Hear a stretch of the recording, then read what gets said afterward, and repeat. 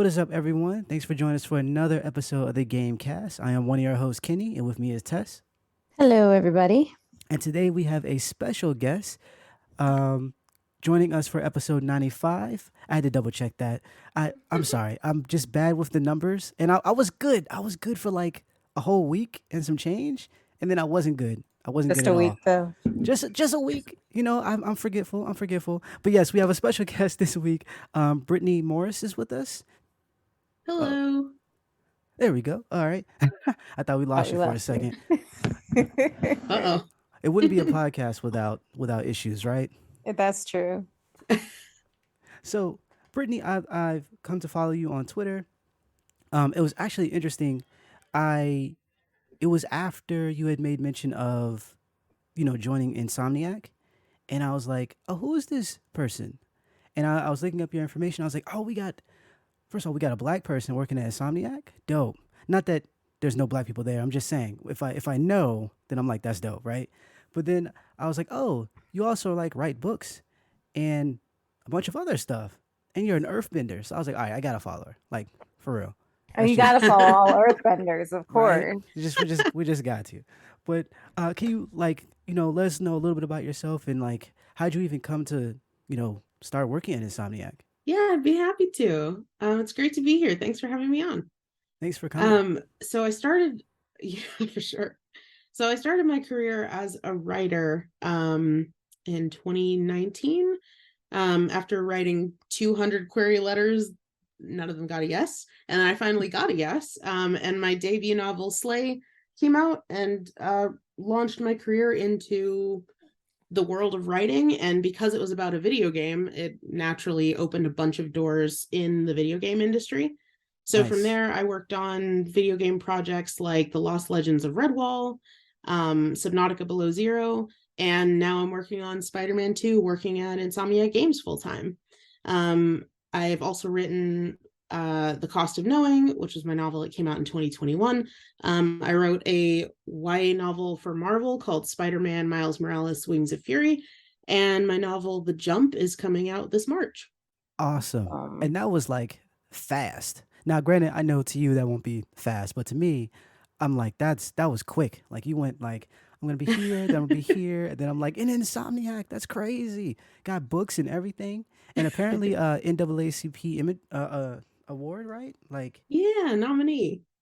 nominee. There you go. That's Yeah. awesome. oh, yeah, Life-changing that's experience. awesome. That is Thank awesome. you. So, with that, what has it been like? I mean, did you ever see yourself like writing for video games? Or was this something like this is an opportunity, let me take it type of thing? I don't know if I ever saw myself writing video games like I was sure it would happen, because it's one of those pipe dreams that's like a ton of people want to do it. And so I had it in my mind that like I had to be like the best writer out there in order to be like plucked from the pool of professional writers to be able to write video games. And it really came down to like my passion for it. Like I've loved video games since I was a kid, and I got really lucky making the right connections on Twitter and in real life. Mhm. And I befriended someone at Insomniac, and they told me how great it was to work there. And I remember like being a fan of the first Spider-Man game and just looking at everything as I was playing the game, like, oh my goodness, if I could be on a project like this one day. Like I'm thinking like 10 years down the road, and now I'm lucky enough to be here just a few years later. So anything can Yeah. happen, I guess. No, that is awesome. I am a big fan, uh, and just looking at what you've done in terms of Subnautica, and or at least because I can't like pinpoint exactly what one person wrote over the other per se, but I know I enjoyed what was That's there. good. You were exactly right. But I know I enjoyed what was there, and so yeah, it was really cool. Like, and that's kind of with previous special guests, just writers and other people that I follow who do like really cool things, and I'm like, man, we gotta definitely talk to these people at the very least to see like how their mind works, because Mhm. I imagining having to write, Yeah. especially for Spider-Man, because Spider-Man on the PlayStation 4 was huge. And then you know, obviously Miles Morales came, and that Yeah. was just amazing.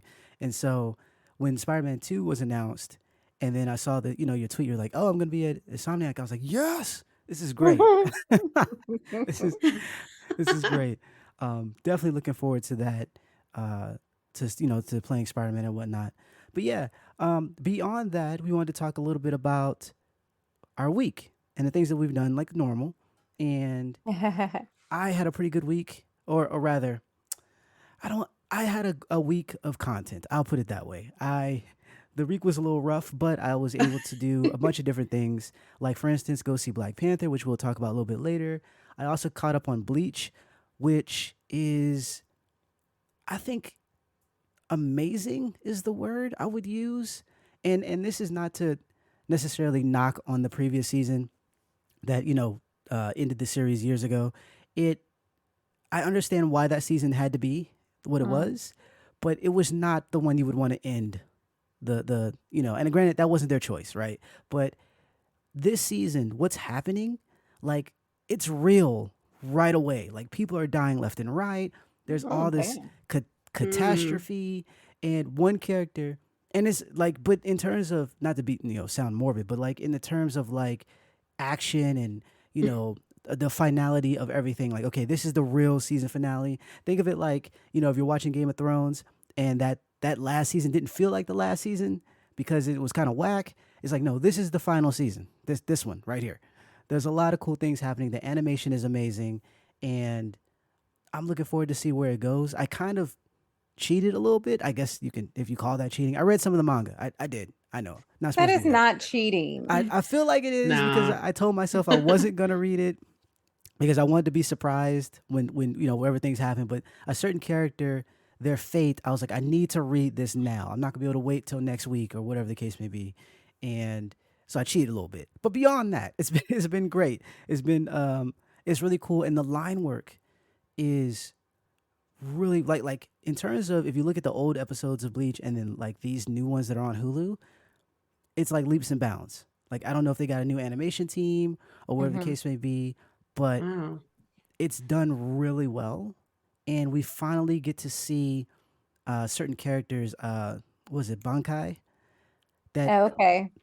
and I'm floored by some of the things that they're showing. I need you to watch this, Test. I really do, because we have to talk about it later. Okay. It's On Crunchyroll?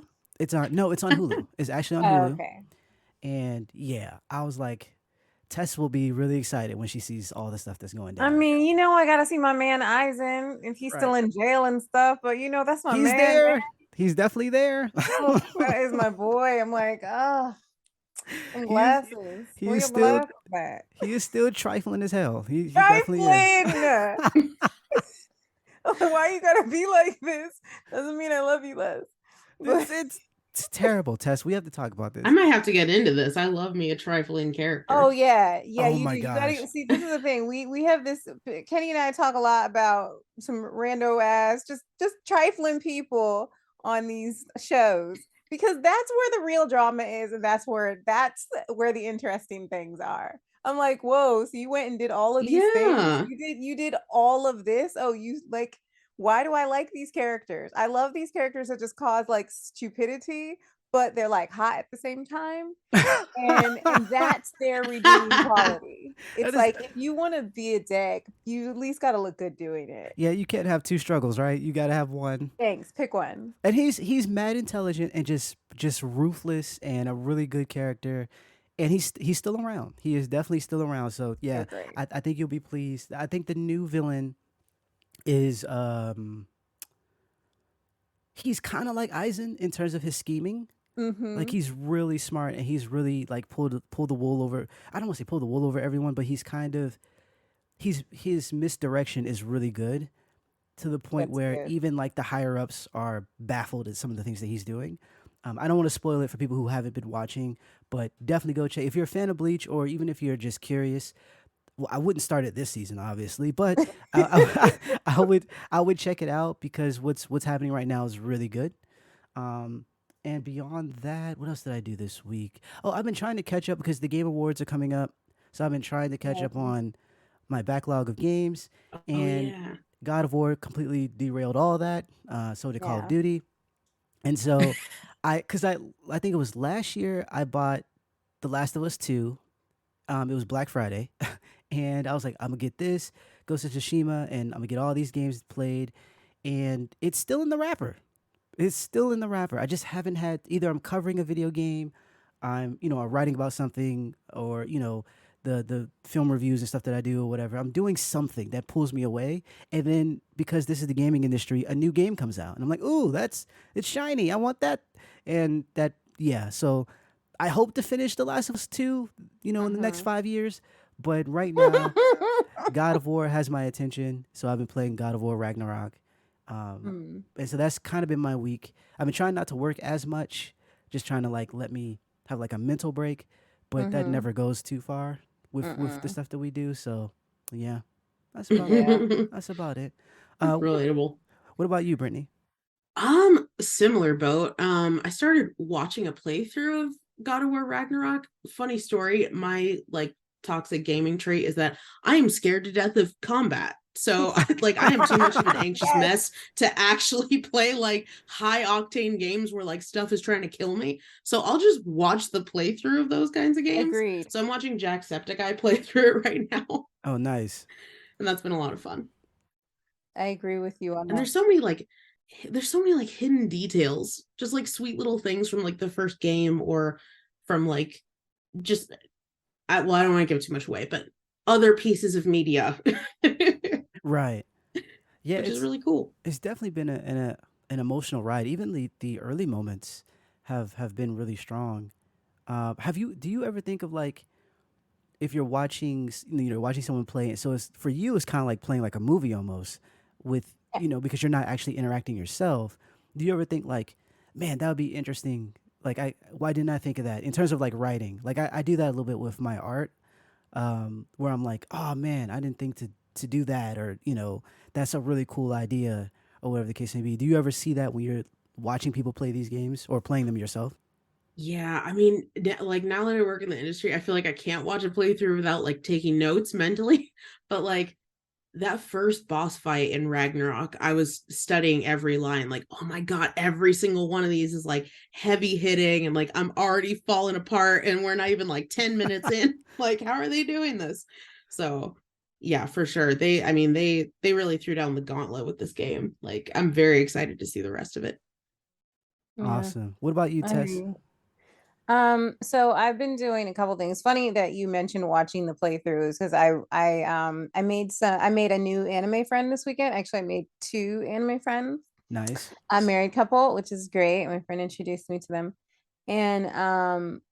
And we were actually talking about watching playthroughs because we can't play. Like I can't play because obviously my illness Right. and I don't have my TV anymore, so it's not like I can play anyway. My Xbox is in a box, so I can't do anything. But just kind of laughing about how the three of us, me, my friend, and her friend, we're just talking about how watching playthroughs is basically the best way for us to enjoy games. It's like we're all migraine sufferers and we can't play anymore. Kind of weak. Oh, So like that's just the best way to get our nerd on is kind of just to watch other people do it. And I'm like, yeah, and then I don't have to get anxiety about Right. Right. about getting killed and attacked. I don't like scary games. So anyway, this is just the best yep. way. So I agree with you. So there's that. And then these are the other things that I've been doing this week, and these are very important things Word. and very important. I watched Love is Blind, and I feel like a new me has been born because I really just hate people. I saw you tweeting about it too. That's all I was doing. I just literally just kept tweeting, just tweeting, tweeting, tweeting, something that I don't typically do. And I was just tweeting all of my anger and all of my hatred towards these people who did this stupid dating show. All of them are ridiculous. I can't even believe what I watched, and not to ruin it for anybody who hasn't watched it, because like clearly it's one of the most popular things right now for people to discuss and talk about because these people are insane. I just think that some people should not be allowed to be in the dating pool And for you guys who are married Uh-oh. and are out of the dating pool, I congratulate you for getting out early. But the dating pool, as we say, it has pee in it. It has a lot of other things in it too. It's not safe. And these fools on this show were out here doing the craziest things. It's like if the premise of the show is for you to blind date people, and not blind date like in a regular sense where you meet somebody for the first time, you're like, oh, okay, hi, my name is so and so. No, you don't get to see them until you after you propose to them, which is crazy. Yeah, You no. you've got 10 days to fall in love with somebody. You get to date them behind a wall. You don't ever get to see them.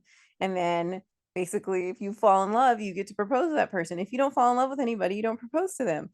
And then you go home. The experiment is over for I you. mean, It's you're stupid. talking to someone who's Demi and Ace. Like, I would probably nail that Yeah, show. you I could. should do it. You I should mean, only do problem is I'm married, so. it. Okay, Yeah, that might be a they problem. they might feel away. They They might feel might. away. They might. Yeah. So I watched the show and I'm like, yeah, this is I hate these people because like some of them they use this like if their first choice doesn't work out, they just go with their second choice so that they can end up meeting their first choice when everybody goes on their honeymoons. And they go on honeymoons before they Oh get my married, by the goodness. way. Yeah. Is this the show where the guy was they were taping and he like was putting eye I drops? dropped. Yes, Oh that's my the show. gosh. That was like that was cringe and hilarious at the What same was he time. doing with the eye drops? So Okay, they were I gotta paint a recording. picture for you. Yeah, Let me yeah. paint the picture. Oh man. Okay, so you know how when you watch like not talk shows, but you watch like these reality shows, they always have their little interviews. Confessions. Yeah. Yeah, their confessionals. So he's in his Yeah. confessional. He's sitting there in his confessional, and he literally says to the producer and the cameraman, he goes, "Are we rolling?" And the guy goes, "Yeah, we're rolling. Yeah." And he goes, "Oh, okay." And then like his facial expression goes from like kind of happy to like sad. And then he's like, I just, it didn't feel good. And I'm sitting there, wait a minute, what? He just went from like, are we rolling? Oh, okay, let me put on my game face to, yeah, it really didn't feel good. And then they're like, okay, go on, explain how Oh you feel. my And he's like, god. and then he starts talking about how she made him feel or something. And then he goes, wait a minute, this is a good moment for this. Reaches in his pocket, pulls out like the craziest eye drops. These are the eye drops that like burn your eyes. Okay, when you put Right. them in, drops them in his eyes, What? right? Literally drop. He's like, okay, this is try not to overdo it. Okay. And then then he squeezes his eyes, sniffles, and he's like, yeah, something like that. I don't know. He says something. He says some more words about how bad he feels. And then he pulls out the eye drops again. He goes, is it okay that I'm doing this to the camera guys? And the producer's like, yeah, What if a your eyes hurt, manipulative man. I hate this person. yes, you already hate him. And literally says to the producer, like, is it okay if I'm doing this? And then they said to him, if your eyes hurt, then yeah, it's fine. He pours these things all over his eyes. Dude has like a waterfall on his whole face, turns to the side. The camera literally gets all of the tears glistening all over him. And then he's like, I never thought I would love somebody so much that would bring me to tears. Are you kidding me? And like what was ill is that he thought that Oh they would my god. he thought that they would cut it out, like he thought that they would chop it up or whatever, and they just released the whole thing. Like they did. Whole thing. Whole thing. I'm like, are you that Wow. dumb? Yes, I he don't was. think yeah, The that's whole time you were saying that, I was just imagining like Michael Scott, if like there was an episode of The Office where like they were filming a TV show on the episode of The Office, and Yes. Michael Scott had to like play up a character. He would totally bring in like the crazy eye drops and do Yes. all of like this doesn't even Yes. sound. How is this a real person? And it is a real person. It is a I don't we none of us understand how he exists. And like I think that he was born in a soap opera. Like he was born. He was literally born while his mom was watching soap operas. And she watched soap operas his whole pregnancy. yeah, Like, that's I thought it was because I didn't know what the show because I don't watch the show, and I saw people tweeting it, and I was like, oh, this is a bit like this is like you said like The Office. This is mm-mm. hilarious, and then they were like, no, this is real, and I was like, Right. like Like, yeah, this dude was straight up on a dating show trying to get married to somebody. Can you imagine being married to this dude? and like never understanding what was reality and what was like not. Like That's why no, we can't have these. Well, Yeah, I I mean, don't have time for mind games. no yeah, one, no yeah. one I does. could not do that. Mm-mm. Could not Yeah. at all. And that's but see, we it's great for like entertainment, and I think they should be. I think they should all be fake. Like this is like a mocking. You know how they do the like The Yes. Office, where it's a Yes. dating show, but it's not real. Because then you can get upset and know that it's not real. You have that Yes. comfort. But like knowing Yeah. that this is real is like, oh, I just feel away. Like I can't do Yeah. it. I I feel can't. away because I'm sitting here like, I mean, the last time I got this upset was when I was watching that one season of Married at First Sight, which was like, yo, I got to go to therapy because this is not okay. And it was in DC. And I'm sitting here like, no, these people are literally like 2 miles from me. Absolutely not. I can't. I'm not doing this. Not with no. This is too scary. And so no, I was not okay with that. But like this was just like, come on, guys, come on. You guys can't, this can't be real. People Mm-mm. cannot be out here actually acting like this. And then on top of that, how y'all trying to be 25 years old and go on a marriage show? This is not a dating show. It is a marriage show. You go on the show to get At married 25? at 25. And I'm Well, like, what? That's a I'm not. lot. I'm not gonna hold you. I got married at 25, but I'm just That's saying. different. That was in real life. It was tried and tested. These people don't know nothing. They didn't go to college together for 5 years. Facts, facts. Yeah. Like, My husband and I met when we were kids, and 21 was still young to be mhm. getting married. Like we met when we were 10, and 21 was because you do so much growing between 20 and 30. Yeah, you Like Right, do. right. so much. You do. And these people like still got their training wheels on. So I don't know who allowed them to do this. This is why I hate these producers on these shows. And I also found out today that just like in some of these other shows, instead of having people actually apply for the show and end up getting on or whatever, they are going on Instagram and they're finding popular people that they think will do well for the show, and that's how they get them. Instead of actually having people who want to apply for the show, they are just finding people that they think are interesting and throwing them in. And I'm just like, you're kind of defeating the purpose of people who actually want to get Yeah. married. Because on a show, I mean, like, I'm not going to say for a show like this, because clearly after the first season, seasons 2 and season 3, they just got a whole bunch of people who just want to be famous. But as for it's true, they just want to be famous because after you get on a reality TV show like this, if your name is trending, you're gonna get all kinds of money thrown at you for different stupid things, paid appearances, for Oh crying out yeah. Big Ed. yeah. And Nobody knew who oh he was. god, oh ooh, ooh, Can't forget his face, can you? mm, whew. Oh man, oh That's terrible. But You're stop it. welcome.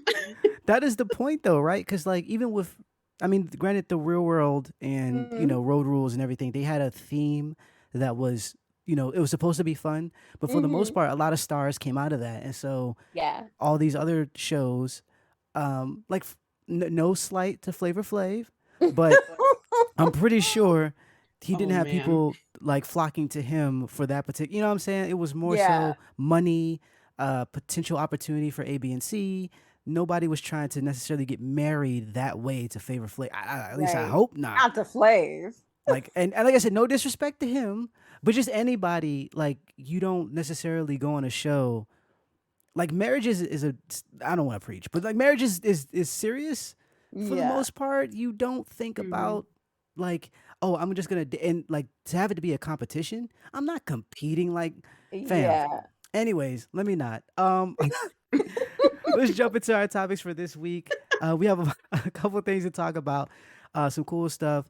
On a lighthearted note, we wanted to talk about Studio Ghibli, who recently had everyone, going wild on Twitter because they posted a snippet or like a clip showing LucasArts, and everyone was like, "Oh, Studio Ghibli is going to do something with Star Wars," which was, a big deal considering it's a famous studio, animation studio, Yeah. and considering also the fandom that Star Wars has, the idea that we'll get something interesting and new from this legendary studio, it's like, oh, this could be great. Like, pairing these people up, or not people, but these companies up to create something iconic. And we found out that they were making a short, which I'm not mad at. totally not mad at it. I'm pretty sure there's people out there who are like, oh, it's not going to be a film or whatever the case may be, or a TV show. I am happy that it was a nice short. They filmed a short about Baby Yoda, or Guru. I can't pronounce his name. Guru. I think it's Guru. Um, and they released it on Disney Plus. I want to say on the 11th, Hmm. and it's nice. It's called Zen, Guru, and the Dust Bunnies. And for those who don't know, the Dust Bunnies are the, I guess, suit sprites from other Ghibli films. So think of Mhm. My Neighbor Totoro or Spirited Away. Those little black, like, I guess they're dust with eyeballs. Like, Yeah. if you've seen those movies, you kind of know what I'm Yeah. talking about. Their spirits. Yeah, they're spirits. And we have Guru, and he interacts with them in a really cute way. I think it's like 3 minutes long. It's on Disney Uh-huh. Plus, and I think it's awesome for a number of reasons. One, I like anyone who can tell a story without using words. Being Yes. a big animation fan and just Yeah. illustration fan, I love the fact that there's no words at all. Just like with Pixar when they do their shorts, no words, just all images, really cool. But then there's also this hand drawn, like, beauty that goes with it. It's very soft and light and lighthearted, and I don't want to use the word wholesome because there's nothing. They're not trying to be that. They're just trying to be cute, I guess, and it works really well. The animation obviously is awesome, and the message at the end, or like what they're trying to do at the end, was really cute, and I enjoyed it. I enjoyed all 3 minutes of it, and I think you should check it out. I think the people who could potentially be upset because it's not a big Star Wars thing, it's okay. It's all right. It's all right. We don't have to have. We have too many Star Wars shows as is. We have Right. too many films. I haven't even finished out. Was it the big one that's out right now? I did watch the Mandalorian, but there's a bunch that I just haven't gotten to because there's a lot, and there's a new show coming. I want to say after this Yeah. one, and so we don't need another show per se, but just to have Studio Ghibli do Mhm. anything in this realm, I think is Yeah. really really cool. I And think people would probably argue that we could have rather had a show with Studio Ghibli and Lucasfilms versus whatever other Star Wars thing is coming out. right, right, like if they did their Yeah. own universe, even Yeah. that would have been great too. It didn't even have to be Star Wars, you Yeah. know. But I'm just happy for anything currently. Oh, and also because this is a thing, and I want to kind of talk about because I know I'm probably the biggest Star Wars fan on the podcast currently. I wanted to also talk about beyond this short, just Studio Ghibli in and of itself, because I was watching people's comments when they posted that tweet, and a lot of people were excited, but there were some people who were like, they just don't get the studio. I had one of my friends said Spirited Away was mad boring, or boring AF. Did you defriend them What? immediately? I didn't, because I understood. What? I totally understood, because as much as I'm I leaving. this She said, I'm leaving too. Girl, where you going? wait What bar? wait What bar are you going to? wait, no, because honestly, I get it. Like after watching, like for instance, My Neighbor Totoro last year, there are Mm-hmm. things that they do, the Studio Ghibli does, that's their artwork, the animation, and a lot of the stories that they tell. But they Mm-hmm. also, and this could be because of language barrier or whatever the case, cultural differences. There are some elements that are just missed on the U.S., like Mm-hmm. the Western audience. Mm-hmm. And I think that if you aren't looking for that, or if you aren't ready for Mm-hmm. that, you might be bored in some of these films. Not all of them. Like Yeah, Totoro Howl's, was boring though. yeah, it was. Howl's Moving Castle is great. Like So just amazing. hands down great. But I can Half the people understand. don't know what's going on in that movie though. They don't even True. know like the World War II references and all kinds of things. The people are just like, what's going on here? Why is he a bird? Right. It could be a lot, but like you were saying, like My Neighbor, it's one of those things where like it's building to something, and there's the acting is great, the voice acting or whatever, and the animation is great, but then where it ends, it just stops, and you're like, oh, that's it, and then that was it. That's all you do, and you're like, oh, okay, well that was an experience, and you kind of move on. You you remember the highlights and the big moments that happen, but for the most part, it was just a day in the life of these people. That's about Yeah. it. you know, and That one was a interesting. lot Yeah. of a lot of their films are kind of like that. So I can totally understand if someone finds them a little boring. But I wanted to hear from you guys, which you clearly don't understand or don't agree with someone who's saying that, Studio Ghibli films are boring. Wait. Let's back it up. Let's back it up real quick. Because your Indeed. friend, this person that apparently you still call a friend, Yeah, that Brittany and I have clearly made an alliance against. Okay, we are the blacks. They are clearly the greens. Okay, right. so that person specifically said that Spirited Away was boring, and I take offense. That is a visual and visceral attack on my person. And so I Yeah. have problems because yes, there are boring movies in the Ghibli universe, but that one we don't speak ill about.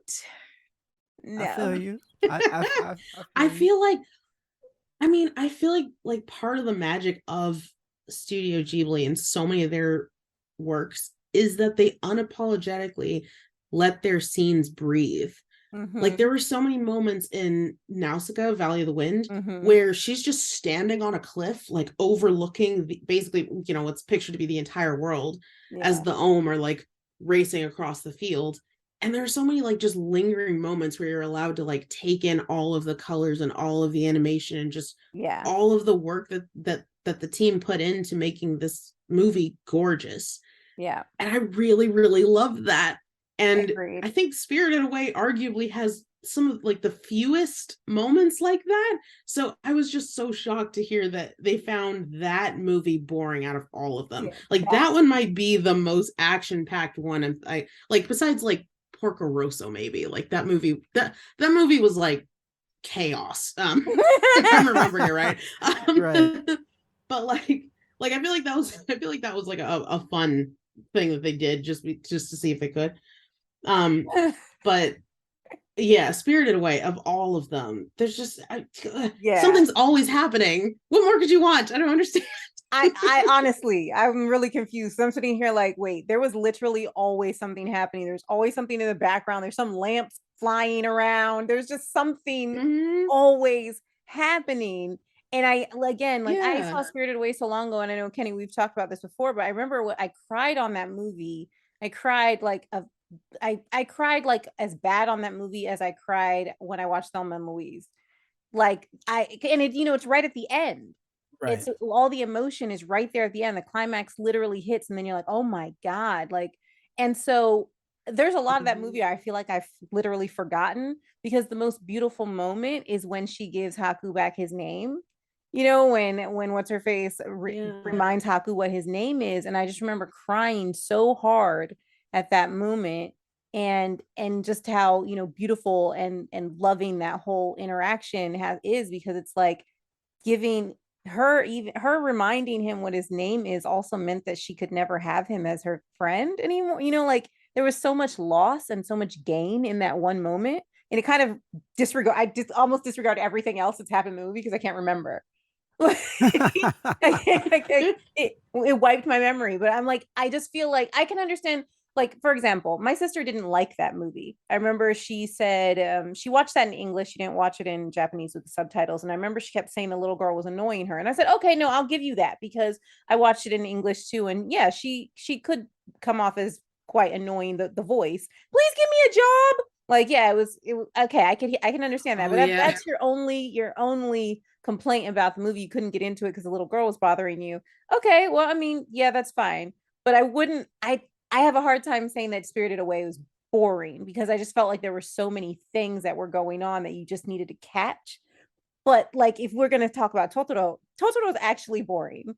you know, I don't I- know. Like, you know what? I think, and then it's also that's something I want to say with potentially with stuff not hitting certain people in the same yeah, way.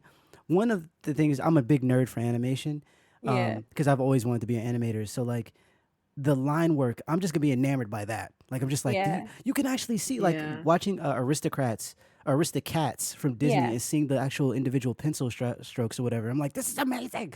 But Yeah. like beyond Yeah. that, I was also like, oh, like being a father and having daughters. I'm like, okay, I can relate to a lot of the things that's happening. And I thought the story with the mother and like that was like touching. And so there was things that I liked that I felt like this is a slow moving thing that will eventually Mm-hmm. ramp up.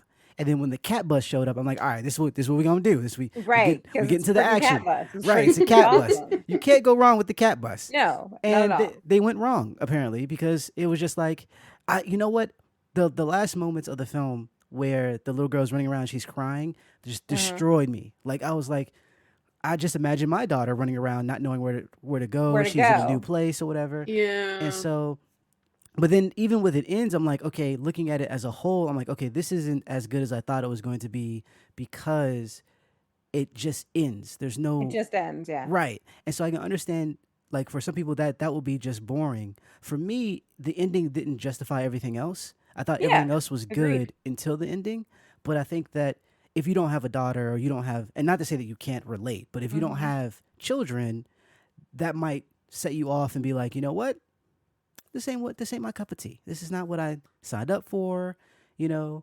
And that being said, it Yeah. is Hmm. much more I've completely boring than forgotten the Spirited ending. Away. Yeah, it's very in terms of like Spirited Away though. Hmm. It's way more boring than that film.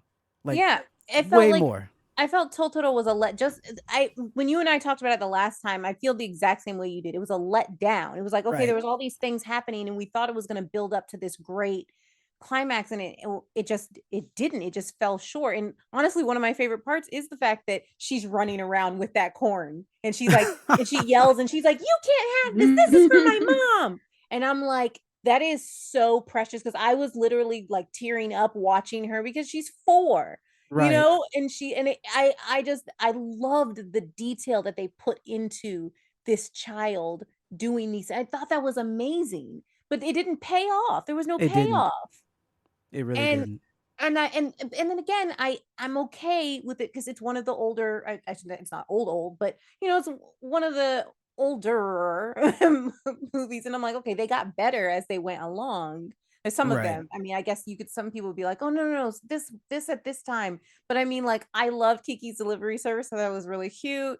And I love Yeah. my neighbor the Yamadas Grave of is the one of my favorite. Fireflies. Would you say? Oh, Grave of the Oh, I said Grave Fireflies. of the Oh, Fireflies. I we think it's can't one of talk their about oldest ones, and oh my we god. can't talk about that here. We can't talk about that. I'm s- We can't. I'm sorry. No, we've spoken about that long time ago. We did. We talked about that. I don't remember when it was exactly we talked about that, Kenny. It was we had another guest on and we talked about that and we love that movie. That It's is beautiful. so beautiful. I cried so hard on that movie. Um, Have you seen the Easter egg making its way around the internet about the cover of the movie, like the cover art? no. No, I haven't seen that. So somebody dialed up the brightness on it, and I tried to find the bottom of this to figure out if this was legit or not, but it seems legit. It looks like when you dial up the brightness to like a ridiculous amount, there is a helicopter like in the sky, Uh-huh. like behind the title. Um like and it's hidden. So the kids are like I think they're like Oh laughing and playing in the yeah. front, and then you see like this looming like attack helicopter behind them. Yeah, it has Like it's that the was war, crazy. I guess. um I see it though in the background. Even if you don't brighten Yeah. it, you can actually see the silhouette of a, kind of like foreshadowing what's to come type stuff. Like that's really cool Yeah. and creepy all at the same time. Yeah. Surprisingly, this was made, and Yeah. what happens is, I think also what people get out of it is a little different based on the director because they swap. Like Yeah. Castle in the Sky was their first film, and then they had Grave of the Fireflies and My Neighbor within the same year, and it was two different directors, and so you potentially how they were going about it might have been totally different. Like because they kind of go back and forth between the two directors. There's like a third and fourth that pop up here and there, but for the most part, it's just two people. And so one might be the person who directed Grave of the Fireflies wasn't the same for my neighbor, even though they Uh-huh. did do Kiki's Delivery Service. So it's kind of like, it depends. It depends on what it is. And like you said, it was older. Like this was Hmm. 1988. Yeah. Uh, you know what I mean? So yeah, like Howl's Moving Castle, which I think is awesome, came out in Yeah. 2004. Yeah. And so there's definitely been some changes and some, in terms of how they tell stories.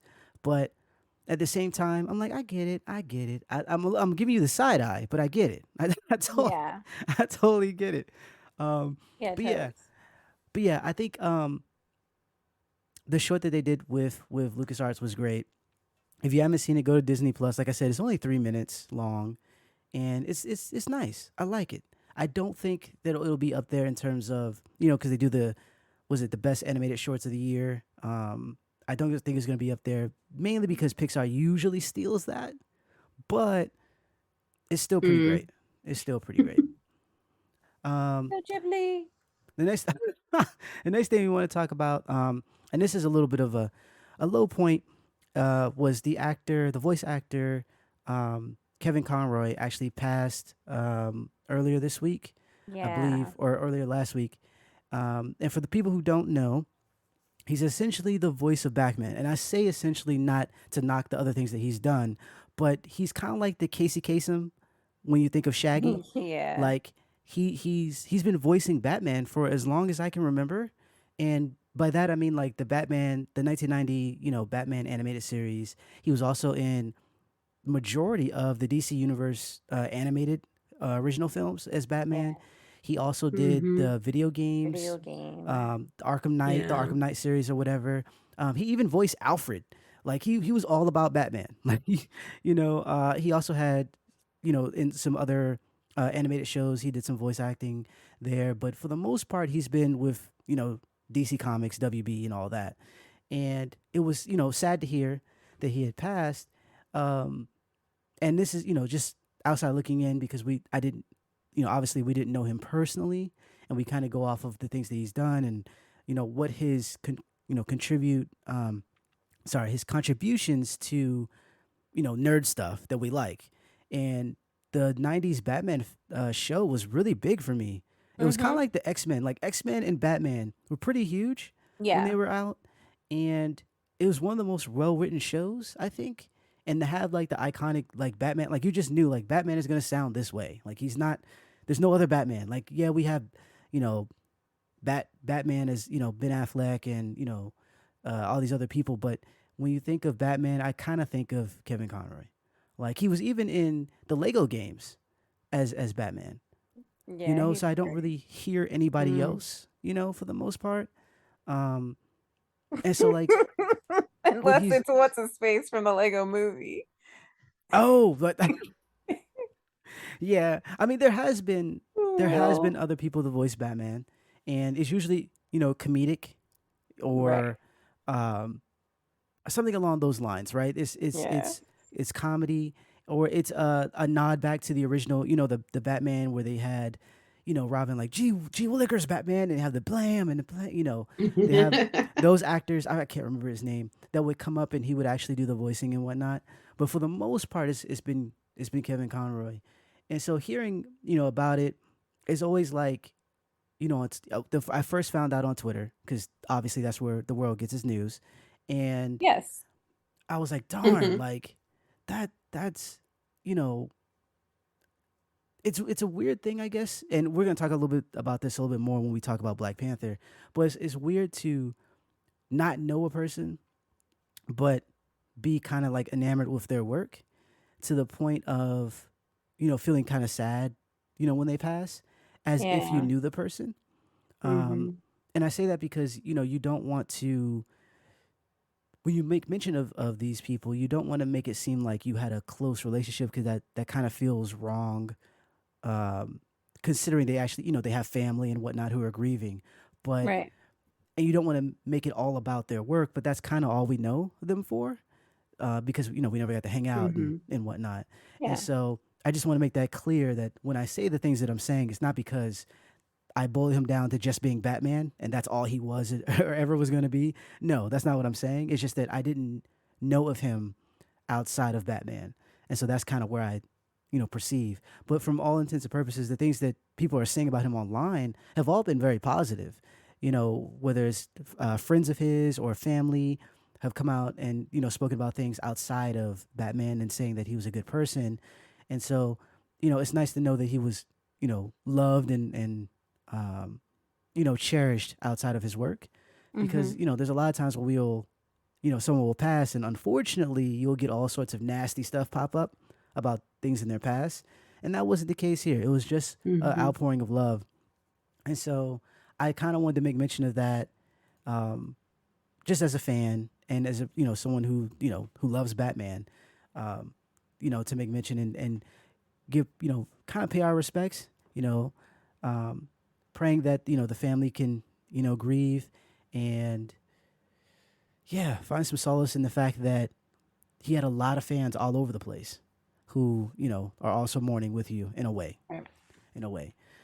Beyond that, though, what are some fond memories of you guys with Batman? I know with the '90s show, like I said, it was really well written, and as dark as it wasn't overpowering to the fact that I thought it wasn't a kids show. Granted, there's some elements that aren't for children, like just totally aren't.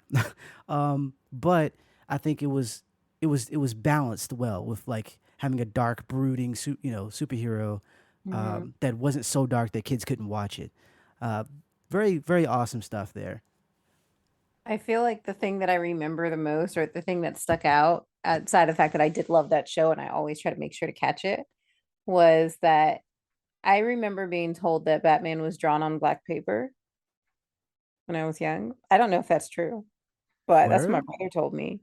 And I just thought that was cool because we know that most shows are not or Right. whatever. And Batman, you watch that show, that cartoon, and you know how dark it is. It's not just okay, the story is dark. No, like everything is just dark. And I thought that was really cool. If you compare that to other stuff, other shows that we watch, other cartoons that we watched. But yeah, I loved that show. And I thought that was really sad that he had a short battle with cancer. So Yeah. that's what I remember.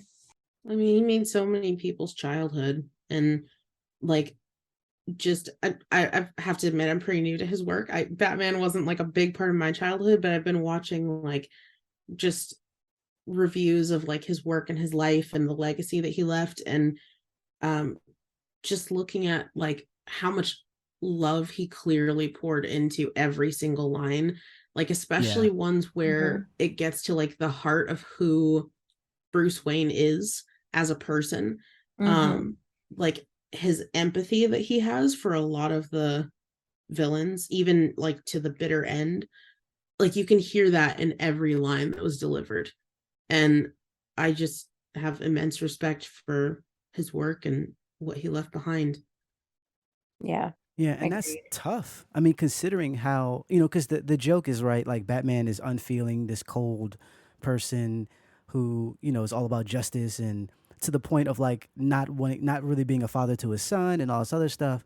But then with, Kevin doing the voice work, it's like, oh, there's other facets of this character that you see or not see rather, but hear in his voice, how he kind of lets his guard down at times or how he's actually encouraging even though it doesn't sound like it. Like there's things that he does with his voice that for someone who has more range, I guess, with a character is a little bit easier. Like with Superman, he's just jolly for the most part, and he'll have moments where he's angry or sad or whatever the case may be, and obviously his voice is going to reflect that. But with Batman, because he's as opposed to being like Bruce Wayne, right? Like as Batman, he has to be what, stoic, I guess. Like he has to be, he's got to be tough all the time. Like he Hmm. can't let his guard down Hmm. or all hell will break loose. And so when he's talking to people, when he's talking to villains, and all this other stuff, it's like I have to be, kind of like the Batman in the Batman Begins series and whatnot, where he's talking and like it sounds like he has something in his throat, like where he's like "Rah, rah," like he's like growling at people or whatever. It's like because that's the joke. Like Batman has to be, he has to sound more menacing. Even when Ben Affleck played him, he has to sound more menacing than he is to scare villains. And so to have Kevin be able to do that and still show a more humanistic side of this character, that's really tough. And that's Yeah. that's Yeah. it's probably him based on like how talented he was playing this character for so long. You know, Definitely. is pretty freaking awesome. So yeah, um, again, shout out to the fans and family. You know, it's it's it's tough. It's definitely tough. Um, moving on to our next topic, which would be the Black Panther. We're not going to talk about Wakanda Forever in depth because Tess hasn't seen it yet. She can't see it right now, Mm-hmm. and we'll have to wait till that comes out on Disney Plus or whatever. But we can talk about how we felt. So there's not going to be any Of spoilers. course. You don't got to skip nothing or anything like that. But this does tie into what I was talking about in terms of Kevin, where like you don't necessarily know someone, but you feel a way or you feel an emotional attachment to them based on their work and some of the positive things that they've done or that you've heard about. And that's kind of what this was going into this film. Mm-hmm. Um, and it just it hits you real quick. Like it's sad up front. Um, and Mm-hmm. I knew it was coming. Like you kind of knew what was gonna happen. Like you just had Mm-hmm. to, based on the trailers, based on what people have been saying about the film, and I wasn't prepared. I really wasn't. And there's a lot of that in this film right from the beginning, where you have to deal with whatever grief you have, and the actors on screen are doing the same, where they are on one instance or one hand grieving for a character in a film, in a comic book character, but on the other hand, actually grieving for a friend. Mm-hmm. And it comes Mm-hmm. out in their performances. I think this was one of the first times that they do this really cool thing, right? They have, they do the Marvel sign at the beginning of a film of these MCU films, and they'll have all the Yeah. superheroes flying about, and it's this triumphant music or whatever that's playing. It was silence. It was silence, and it just had Chadwick Boseman, all his different roles or whatever playing in the background, and it was quiet, and the entire theater was quiet. Mm. There was children there. The entire theater was quiet. I have never experienced that in a theater Mm-hmm. for a Marvel film, and not just once. This happened twice, where something happened, and I guess the film kind of called for silence, and everyone was silent. Mm. And that kind of you know kind of helps to paint the picture of what I'm trying to get across when it comes to my emotions at the time. um, yeah, I was floored by some of the things that was shown and what was being said, just with dealing with grief in my own life and how that can manifest in negative ways, and you know whether or not you are, how do I say this, but whether something is your fault or not, kind of like blaming yourself. There's also issues when it comes to how people grieve and how people, Mm-hmm. like in terms of generational grieving, and how certain people see. I'm trying to say things without spoiling things, but there's parts where there's parts because it's flashing in my head, and I'm like, oh, I want to say that, like I can't say that. There's parts where like a character is grieving, and another character has already gone through that cycle because they're older, and they're trying to instill some wisdom, but because the person is still grieving, it comes off as almost like empty platitudes at times, and other times it comes off as maybe them being naive, like the older person being naive, like what is really here, what is really happening, and I should be allowed to feel the way I feel, and where the older person is like, yeah, I get that, but you're going to destroy yourself. You're going to grieve yourself into a grave, and that's not something I want for you. And so there's this friction between these characters based on that is really interesting and really human, I think. And that's not Mm-hmm. something I thought I would be saying about an MCU film. Like, Mm. not to say that there hasn't been good performances and there hasn't been moving moments, right, in these films, but because of the backdrop, because of what the real world happenings surrounding this film, is like, oh, this hits a lot harder than I thought it would. Like there was moments where I looked around, I'm like, um, yeah, Angela Bassett's not gonna make me cry. Mm-mm, she ain't doing it. Nope. No, she is not gonna do It it. really felt like it really felt like with this movie, Ryan Coogler was like, I mean, they like came out the gate with, we are not moving on like nothing happened. Like, Yeah. we are going to not only acknowledge what happened, but we're going to process this, and we're going to like sink into the understanding that there is no wrong way to process this. And that Right. was really, really amazing that they were able to do that without like explicitly saying that. Hmm. Like, they did it so poetically. It was amazing. That's good to hear. And I haven't, obviously I haven't seen it, but I agree with what you just said, Brittany, because I feel, this is just my own personal opinion. I don't really know, but I feel like as somebody, as most people did not know that Chad was sick. And so if you've got a group of people who are working on something, and it's fairly hard to process when you don't know that somebody is ill and then they pass away. Right. And there is no right way to process your grief. And if this is the best way that the director was able to do that, then I think it's brilliant. Yeah, I mean, it's because we I think there's because there's groups of people who are like, that are saying that they should recast T'Challa, and some of what they're saying makes sense, and I get it, but in terms of potentially steering a film themselves, based on whether or not they go see the film and stuff like that, and the idea that Disney is potentially profiting off of, him passing, I'm like, you're missing a point that these people were friends. Like I Yeah. read a Yeah. interview with Ryan and a few other cast members talking about how they were stunned to find out what had happened, but then also were just in disbelief. Like, you know, was it Lolita? I think that's how you say her name. Letitia. Letitia was like, she got a text saying that, my condolences. And she was like, "What do you mean? Like, what are you talking about? My condolences." And then, she found out, like everybody else did, kind of. And she went and called. She was calling his Yeah. phone Yeah, and because was she didn't believe calling, it. exactly, and was calling. Mm. She talked to Ryan and was like, she's like, tell me the truth. This is a joke, right? And so what I'm saying is, I'm not going to, obviously go over the whole interview, but what I'm saying is that it wasn't just like a coworker to them. It wasn't a, we meet for this film and then we go about our way and we never talk and we never whatever. She made a point to say that he was like an older brother.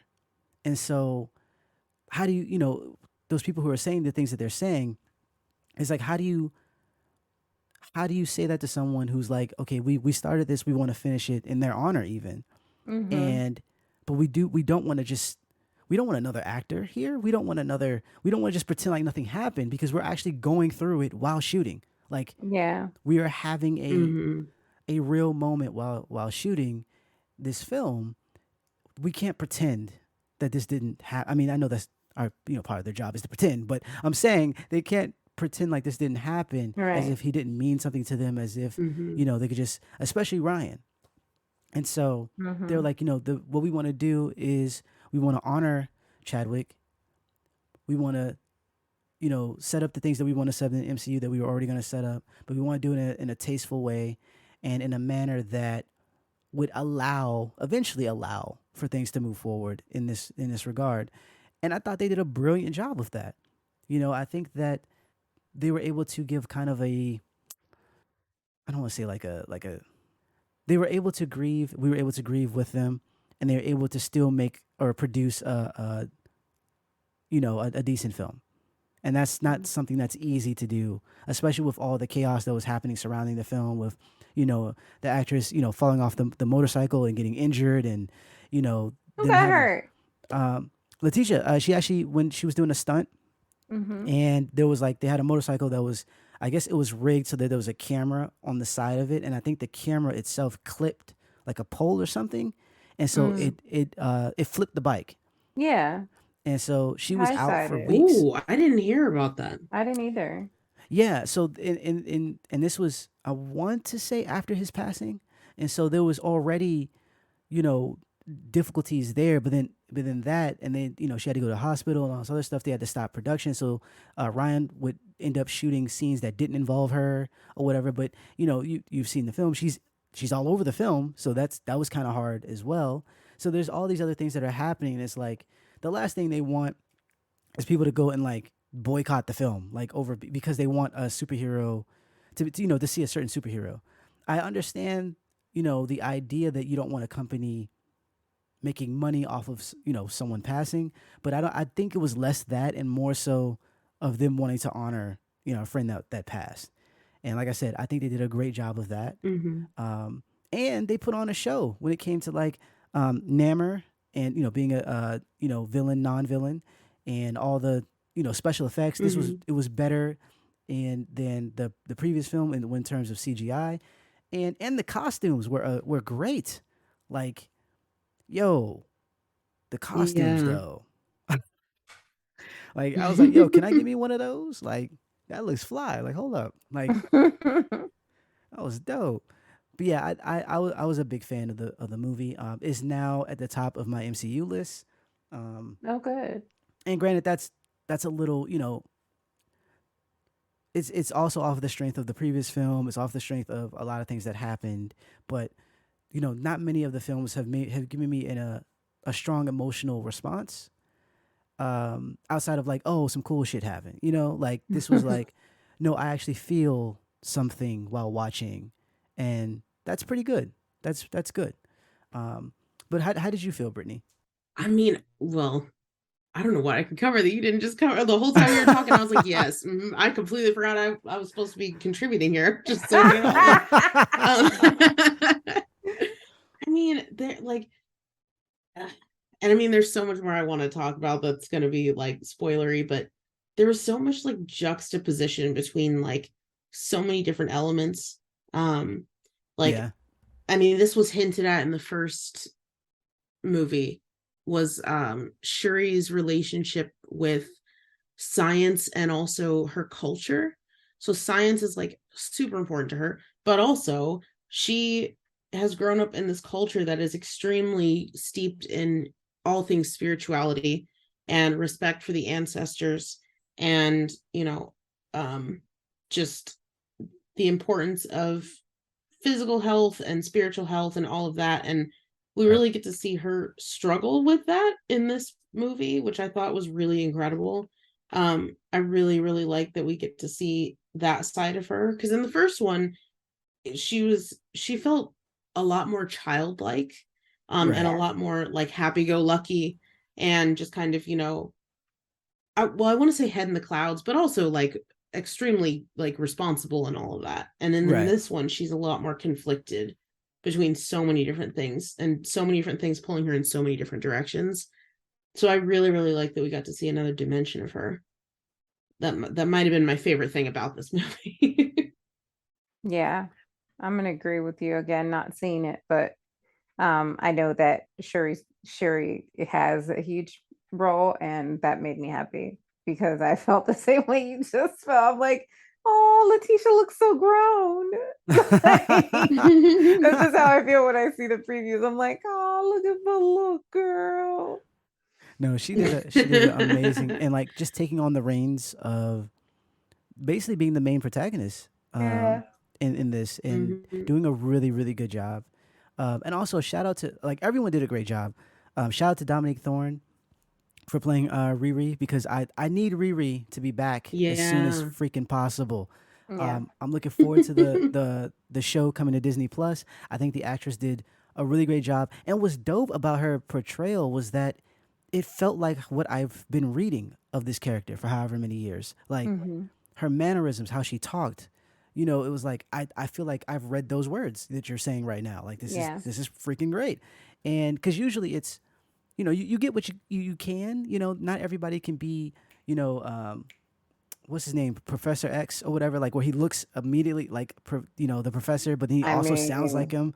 You know what I mean? Like you're not gonna get a perfect person for the role every time, right? But like I yeah. think she is perfect for Mhm. Riri, and I think they did a good job of introducing her. The film is kind of packed, and I already said on Twitter, I was like, I don't even care. like flaws and all, I still had a great time watching, and it's just despite some of the things because they had to fit in so much, and that's unfortunately what's been going on with Marvel, where it's like we have to set up the next film, so everything is a setup, and because of that, you kind of lose. You don't have enough time to really branch out or to explore other realms that like you would like to. That But being that's such said, a flaw. it is unfortunately because I would rather them do the setup where it was just after the credits, like Like they hey, used to do, you mean? right, Like like they used to do, and just have it be a one off. Like this is all their world. This is Wakanda, and then later on after the credits, we see this was this was the real villain or this was the whatever. Like until you get your ensemble films, because there's some things that I think we're really hitting on something really great, and then we kind of just like, and we have to move on now, and it makes sense. It makes sense because you don't have 5 hours of film right here. You have to actually keep it moving, and so, but Hmm. even the short time that Dominique Thorne is on screen, she does a great job. Like she does a really really good job. Angela Bassett, I think, did a really really great job. And like duh, but she there was a scene that she did, and I'm not gonna spoil it for you guys, but there's a scene that she did where she's lamenting the fact that her family members are gone, and she's yelling at someone, and Oh, that one. I was like, whoa, that was another moment where the theater went black or went silent, because some people felt like, I guess in the theater, because I heard people talking, felt like she was being a little harsh, but then when she said what she said after they listened to it a little bit more, they were like, ooh, and they kind of like everyone got quiet, and she just commanded, and she wasn't even there. We're watching a film, right? But she commanded the room. She she commanded the room give to the such a woman her degree, Oscar for crying right? out loud.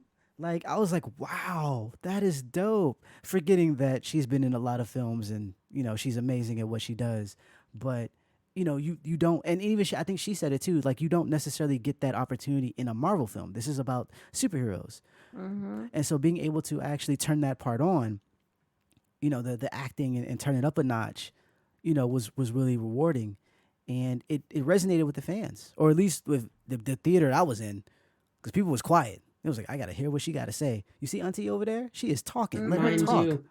Hey, Let her Auntie. talk. I'm still mad at him for that. That was ad libbed, right? Yes, totally. Everybody was like, wait, what? Wait, it was? Yeah, totes. Yeah. When he said, Oh, "Hey that was my Auntie," favorite. that was Yep. great. And That they was looked great. at they I don't know how everybody on that set kept it professional because I would have because they were been. confused. They were confused. They were like, that camera caught them, when they turn their heads, it's like, what? They're like, wait, what? It's just so good. Solid. So yeah, I And that the second movie has quotable one-liners in it too. There's one in yes, particular. You probably know what I'm talking about. It's yes, just been saying all day. yes. My husband's so sick of me. Yes. So what we'll do right now, and this is future, we will have a spoiler cast just talking about Black Panther. And Brittany, you're more than welcome to come back and Yes, chat with please. us. But as soon as it hits Disney Plus and Tess, you're able to slowly look over it. I definitely want to come back and just say all the things that we can't say. Because I was tongue tied for a second because I was close to spoiling something, and I was like, "Ooh, let me not do that." Yeah, But don't do that. I want to do how we did like Insecure.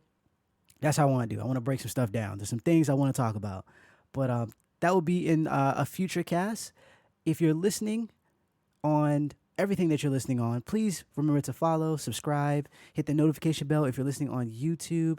Shout out to Brittany for hanging out with us. We had Yes. such a great time talking with you today. And like I said, you are welcome to stop back by whenever. Um, I am enamored at some of the things that you've done. And you said your new book drops. When does your new book drop? You said March? March 7th, yeah. All right, I will Okay. got to put that in my calendar. Yeah. Thanks so Definitely. much for having me on. This has been amazing. Yeah, anytime, man. Anytime. Yes. And We're not also, oh, sorry, go we're ahead. not so we're low key. So, any just come on by. Just be like, hey, you guys busy? And we'll be like, absolutely not. So just come on. Yes.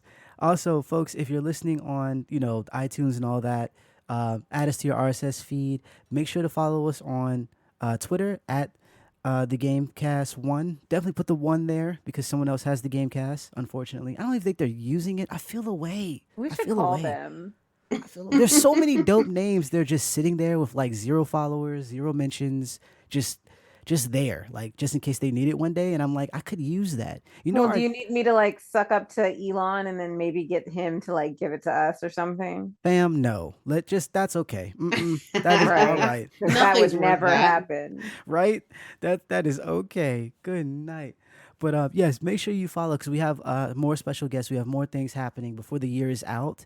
This has been a dope year for us. We've had some big guests too. Mm-hmm. Besides Brittany, who's awesome a guest, we also had David F. Sandberg on. We also had director Scott Derrickson, who directed Doctor Strange, which for us is one of our favorite MCU movies. Yeah. And we have some future guests as well. Like I said, subscribe, follow, retweet, do all that good stuff. And yeah, that's it for housekeeping. Yeah. Okay. Well, this is the part where I tell you guys to do the same thing as I tell you every week. So just remember to wash your faces, wash your hands, and your butts because y'all don't be doing that. Y'all don't wash your legs either. So come on, man. Like for real. Bam. Let's get into it. But just remember to wear your masks, please, still in public places. I mean, just do it if you want or whatever. I mean, I still do it, so whatever, but get your vaccines if you feel like you should. I mean, I got Me them, so too. yeah. But exactly, see. But so do all those things so that we I mean, can I'm doing daycare drop-offs. I'm going into a germ war zone every morning. right? Oh gosh. Kids are nasty. Even Oh without a yeah. pandemonium, it would still be crazy. Right. Evan, and we're gonna get a parallelogram every year now because of kids. Right. So Oh yeah. so anyway, do all those things and just remember, guys, don't be a dick. Be kind. Hashtag. Don't be an Elon. In a world of Elon, be a Keanu. Okay. Yes, be that's all. Keanu. That's all I got to Yes. say. Signing off. Brittany, you got anything for us? Any final words of these? Thank you so much for having me on. Yeah. I mean, you said it. Wear your mask. Don't be Elon Musk. All that good stuff. Melon Touch. All right, everyone. We'll see you again next week. Bye-bye.